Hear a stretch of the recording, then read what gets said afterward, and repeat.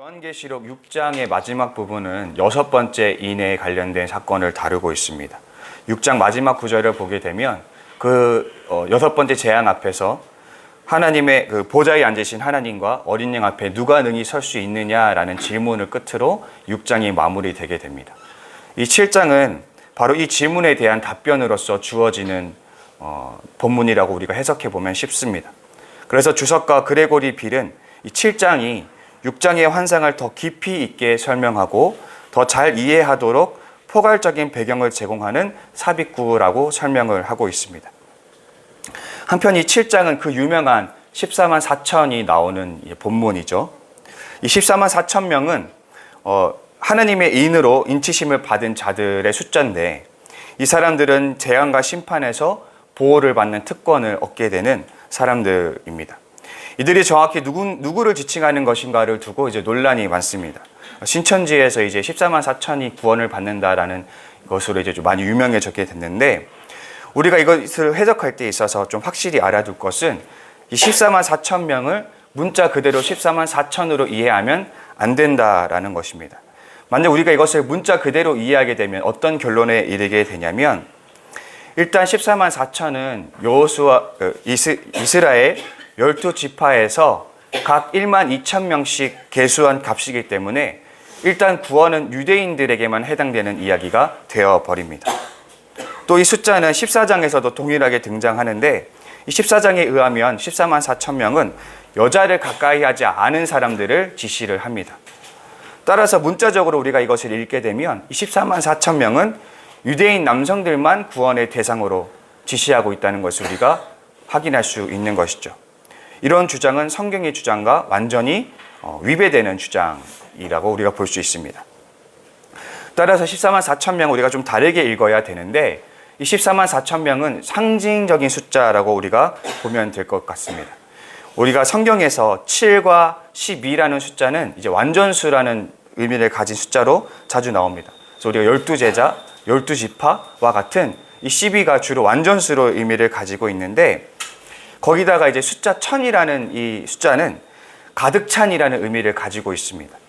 누군가가 일당백을 한다라는 우리가 칭찬을 할 때 실제로 문자 그대로 그 사람이 100명의 역할을 한다고 말하는 것이 아니잖아요. 그만큼 많은 사람의 역할을 한다라는 뜻인데, 마찬가지로 이 1000이라는 숫자도 문자적으로 1000이라는 뜻을 가지고 있는 것이 아니라 그만큼 많다라는 뜻을 가지고 있다고 우리가 이해해 보면 됩니다. 그래서 14만 4천 명은 12 곱하기 1000이라는 계산식을 통해서 14만 4천이 나오게 되는데, 따라서 14만 4천이라는 숫자는 어떤 구원받은 사람들의 성도 수를 의미하는 것이 아니라 상징적인 의미를 가지고 있습니다. 그만큼 구원받는 사람들이 많다라는 뜻으로 우리가 이해해 보면 좋을 것 같습니다. 이런 배경하에 오늘 본문을 함께 살펴보기를 원합니다. 오늘 구절을 보게 되면 각 나라와 족속과 방언에서 능히 셀 수 없는 큰 무리가 나와 흰옷을 입고 정려가지를 가지고 보좌 앞과 어린 양 앞에 선다라고 기록하고 있습니다. 여기서 능히 셀 수 없는 무리는 이제 요한계시록 5장 9절에서 등장하는 각 족속과 방언과 백성에서 나오는 그 사람들과 동일한 자들입니다. 이들은 예수 그리스도로 인해서 구원을 받는 모든 성도들을 의미를 합니다.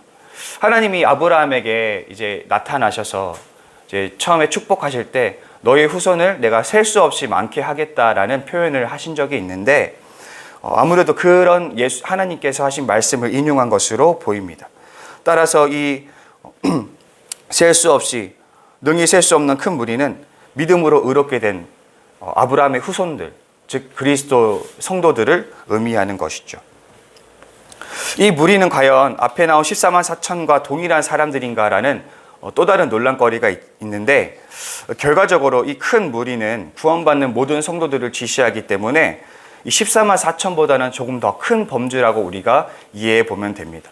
따라서 14만 4천 명은 이 큰 무리 안에 들어간다고 해석해 보면 더 좋을 것 같습니다.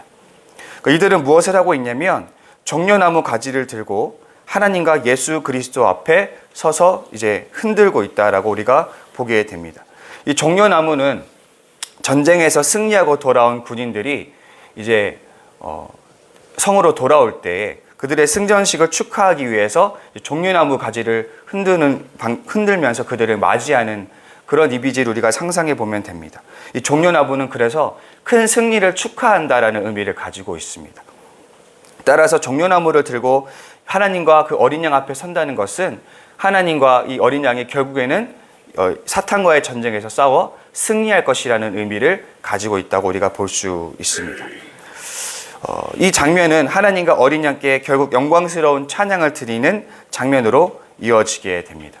이렇게 하나님과 어린 양에 대한 영광과 이제 찬양이 이어지고 나서 이제 13절과 17절이 이어지게 되는데, 이 13절과 17절은 13절에서 17절은 흰옷 입은 자들, 다시 말해서 예수 그리스도로 인해서 하나님의 백성이 된 성도들이 앞으로 어떤 상황에 처하게 될지에 대해서 보다 더 심화된 설명을 해주고 있다라고 우리가 이해해 보면 좋을 것 같습니다.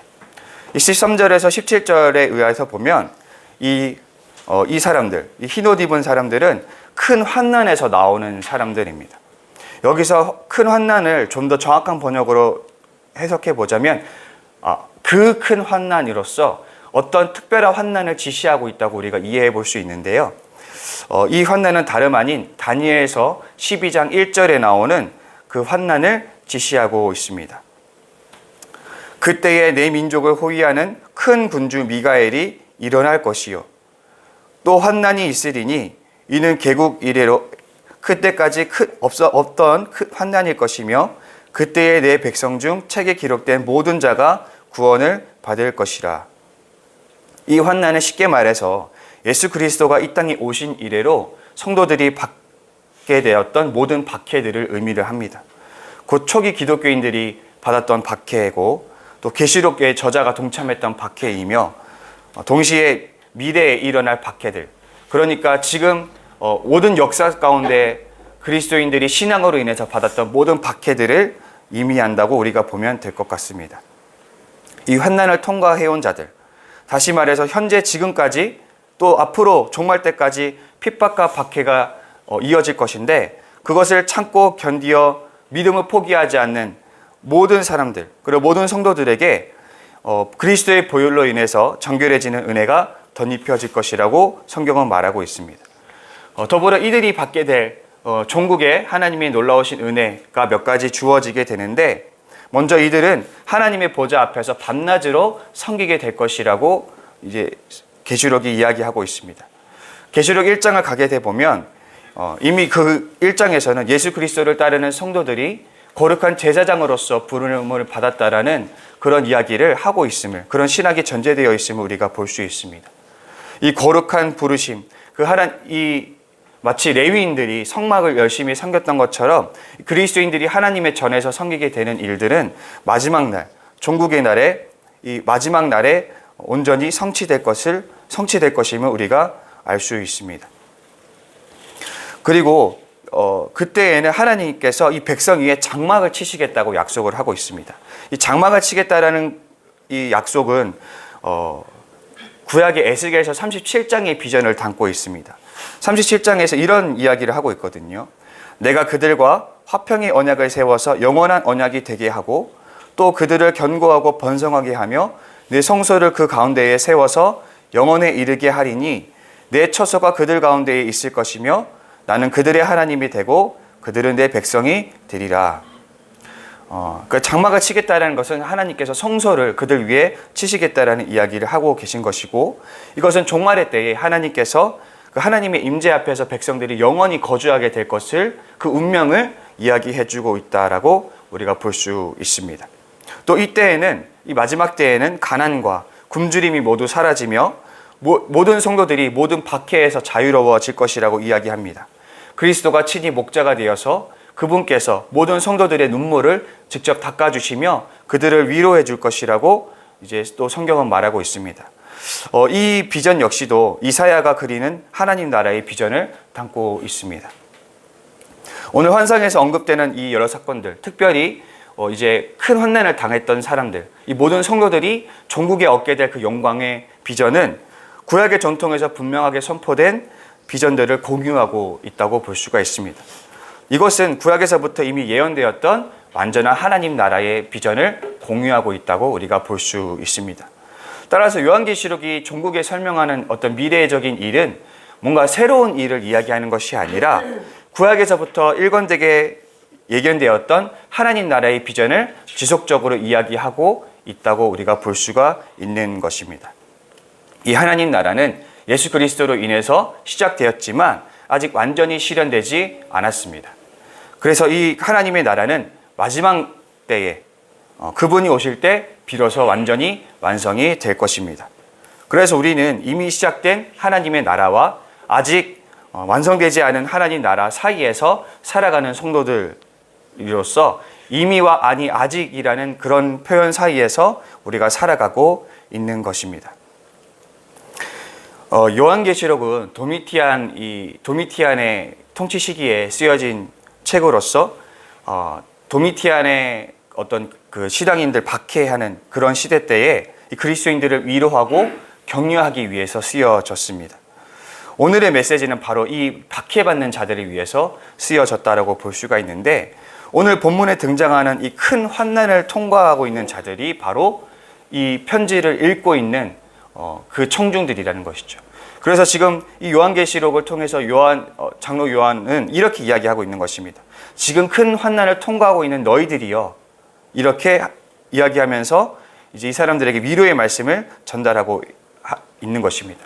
이 큰 환난을 당하고 있는 사람들, 도미티안의 그 통치 아래에서 박해받고 있는 너희들이여, 너희들에게 기다리고 있는 놀라운 영광의 때가 준비되어 있다 라면서 무엇을 이야기하고 있냐면, 너희들이 영광스러운 제사장의 직분을 받을 것이고, 또 하나님의 충만한 임재 가운데 영원히 거하게 될 것이며, 또 그때는 하나님의 놀라우신 위로가 너희들에게 임하게 될 것이다 라고 위로하고 있다라는 것입니다.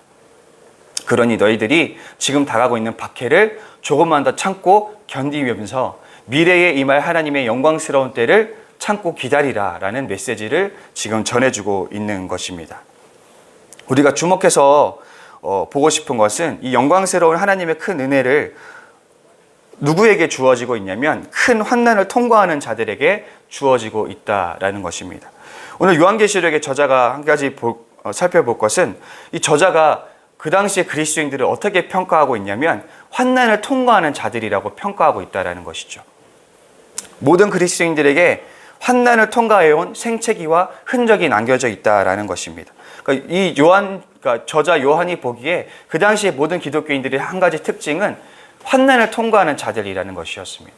그러니까 그가 보기에는 이 그리스도인이란 즉 환난을 통과하는 자들이라고 해석이 되었다라는 것이죠. 한국은 기독교 신앙으로 인해서 박해를 받을 필요가 없다는 점에서 굉장히 축복받은 나라이기도 합니다. 그러나 그렇다고 해서 우리가 복음을 따르기 위해서 더 이상 고난을 치를 필요가 없다라고 생각해서는 안 됩니다. 오늘 한국 사회에서는 치명적인 그 위협이, 신앙의 위협이 코앞까지 닥쳐와 있기 때문입니다. 제가 언젠가 뉴스를 통해서 보았는데, 한국의 어떤 그 전문 설문 기관이 젊은 크리스천들을 대상으로 설문조사를 했습니다. 당신이 기독교 신앙을 가지는 이유는 무엇입니까? 라는 이전 질문을 가지고 젊은 크리스천들에게 설문조사를 했는데, 1위로 뽑혔던 주된 이유가 무엇이었냐면 바로 내면의 평안 때문이었다라는 결론이 나왔습니다. 그러니까 젊은 크리스천들 대다수는 아니겠지만 그 설문에 응했던 사람들의 다수가 신앙을 가지는 첫 번째 이유가 무엇이었냐면 내면의 평안 때문이었다라는 것이죠. 한국의 서구의 문화들과 사상들이 수입해 들어오면서 한국 사회는 개인주의화 되었습니다.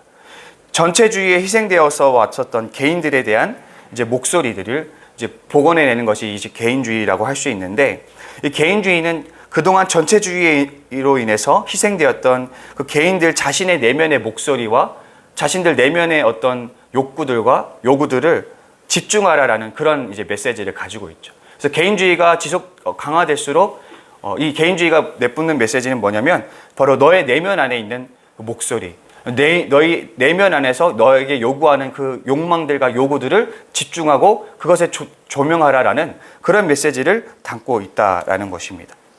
그래서 우리는 오늘날 우리 시대의 중요한 화두는 이런 것 같습니다. 우리가 어떻게 평안함을 얻을 것인가? 어떻게 행복한 삶을 살 것인가 하는 것들입니다. 그래서 이 개인주의 시대, 오늘날 시대에 특히 중요해진 문제가 뭐냐면 바로 자아라는 것이죠. 자아. 자아가 바로 삶의 가장 중요한 문제가 되어버렸다라는 것입니다.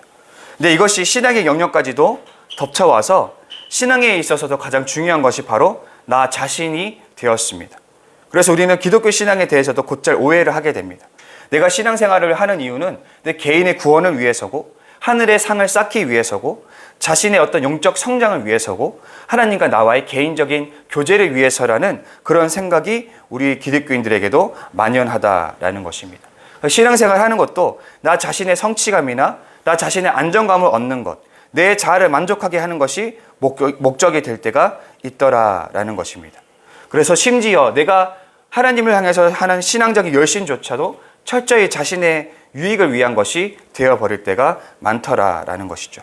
근데 이것이 정말 사실인가 우리가 한번 되돌아보았으면 좋겠습니다. 로마서 9장 3절을 보면 바울이 이렇게 고백합니다. 제가 세 번역으로 읽어드리겠습니다. 나는 육신으로 내 동족인 내 결례를 위하는 일이면 내가 저주를 받아서 그리스도에게서 끊어질지라도 달게 받겠습니다. 복음을 위해서 가장 많이 헌신했던 사도 바울이 자신의 동족을 위해서라면 그리스도에게서 끊어질지라도 내가 달게 받겠다라는 고백을 우리는 어떻게 이해해야 할까요? 만약 정말로 신앙의 목적이 내 자신의 구원을 위해서고 하늘의 상급을 쌓기 위해서고 나의 유익을 위해서라면 오늘 바울의 고백을 우리는 도저히 받아들일 수 없을 것입니다. 또한 예수님은 이렇게 말씀하셨습니다. 무리와 제자들을 불러 이르시되 누구든지 나를 따라오려거든 자기를 부인하고 자기 십자가를 지고 나를 따를 것이니라. 예수님은 우리를 제자로 부르셨고 제자의 길은 바로 자기 부인과 십자가에 있다라고 분명히 말씀하고 계십니다.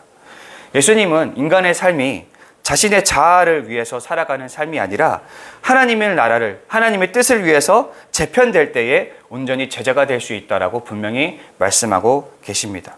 따라서 참된 제자란 자아가 목적이 아니라 하나님 나라를 목적으로 삼는 사람들을 의미합니다. 그리고 그 나라를 위해서 자신의 자아를 헌신할 준비가 되어 있는 사람들을 제자라고 이야기하고 있습니다. 설문조사가 말해주듯이 이 신앙을 가지는 많은 사람들이 그 신앙의 이유가 자신의 자아를 위해서일 때가 너무나 많지 않은가. 자신의 신앙생활 하는 것도 결국 자신의 유익을 위해서 하는 사람들이 많지 않은가라는 질문을 하게 됩니다. 이런 풍토가 만연한 세상 속에서 우리는 자기 부인과 이 십자가라는 환난을 통과해야만 합니다. 그렇다면 우리는 한번 질문해 봐야겠습니다. 내 삶에는 자기 부인과 십자가라는 흔적이, 그런 상흔이 우리 삶에 새겨져 있습니까? 아니면 우리는 자아 숭배와 타협하고 살아가고 있지는 않습니까? 혹시 신앙의 길을 통과하는 과정이 너무나 순탄하거나 평안하기만 하시지는 않습니까? 그렇다면 내 선택이 오직 내 유익을 위한 선택이었을지든 내 유익을 위한 선택만 해오지는 않았는지 우리가 점검해 보아야 할 것입니다. 혹시 내 신앙생활이 고통스럽고 고되다면 우리는 또 그것에 대해서도 한번 질문을 해야 될 것입니다. 그 이유가, 내가 신앙생활을 위해서 희생하고 헌신하는 그 이유가 나 자신만을 위해서는 아닌지 한번 질문해 보아야 할 것입니다. 그러나 우리는 이렇게 다시 또 질문해 볼 수 있습니다. 내가 나 자신을 위해서 하는 헌신은 투자이지 자기 부인이 아니라는 것입니다. 오늘 하루 좀 이런 질문들을 내 자신에게 좀 던져보았으면 좋겠습니다. 나는 정말 자기 부인과 십자가의 상한을 가지고 있는지, 어쩌면 나는 내 신앙생활이 너무나 순탄하기만 하지는 않는지, 혹 내 신앙에 어떤 신앙생활에 헌신이 있다 하면 그것이 나 자신을 위한 것인지 아니면 정말 하나님 나라를 위한 것인지 좀 되돌아보았으면 좋겠습니다. 그래서 내 신앙의 목적이 내 자아가 아니라 정말 하나님의 나라에 있는지를 점검해보고 참된 제자의 길로 돌아가서 그 환난의 여정을 제대로 통과할 수 있는 저와 여러분이 될 수 있기를 바랍니다. 기도드리시겠습니다. 우리 기도드리실 텐데 우리 이 시간 우리가 고백 릴레이 기도를 하고 있습니다. 그 릴레이 기도에 모든 성도들이 동참해서 함께 기도의 털을 쌓고 또 기도의 열매를 맛볼 수 있는 시간들이 될 수 있게 해달라고 위해서 기도해 주시고, 또 우리가 이제 사무총회가 이제 다가와 이제 다음 주에 진행이 되는데, 하나님 우리가 25년을 주님께 내어 맡기며 나아갈 때에 모든 것이 순조롭게 아름답게 진행될 수 있도록 위해서 기도해 주시고, 또 특별히 우리 성도들 가운데 아픈 지체들을 위해서 기도해 주시길 바랍니다. 특별히 전준재 집사님이 어머니를 위해서 기도해 주시고 또 주변의 아픈 지체들을 위해서 기도해 주시고 또 우리 12월 25일 날 있을 고백 예배를 위해서 기도해 주실 텐데 우리 시간 주기도문으로 함께 기도하시고 기도의 시간으로 기도의 자리로 나아가도록 하겠습니다. 나는 전능하신 하늘에 계신 우리 아버지의 이름을 거룩하게 하시며 아버지의 나라가 오게 하시며 아버지의 뜻이 하늘에서와 같이 땅에서도 이루어지게 하소서. 오늘 우리에게 일용할 양식을 주시고 우리가 우리에게 잘못한 사람을 용서하여 준 것 같이 우리 죄를 용서하여 주시고 우리를 시험에 빠지지 않게 하시고 악에서 구하소서. 나라와 권능과 영광이 영원히 아버지의